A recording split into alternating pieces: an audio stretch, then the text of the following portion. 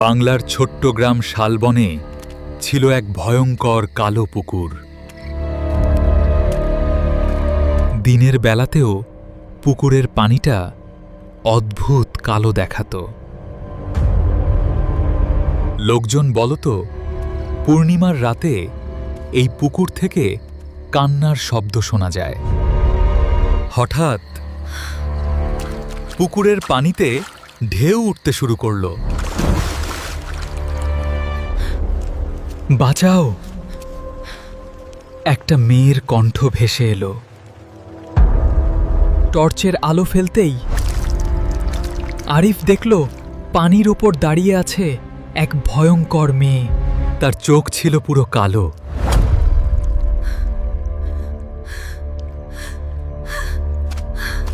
মেয়েটা বলল, 10 বছর আগে আমাকে এই পুকুরে হত্যা করা হয়েছিল। হঠাৎ পানির নিচ থেকে অসংখ্য হাত বের হয়ে আরিফকে টেনে ধরল। বাঁচাও!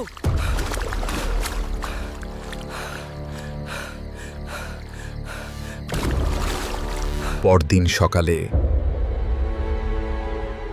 পুকুরের পাশে শুধু একটা টর্চ পাওয়া গেল। তারপর থেকে পূর্ণিমার রাতে কালো পুকুরের পাশে দুজনের কান্না শোনা যায়।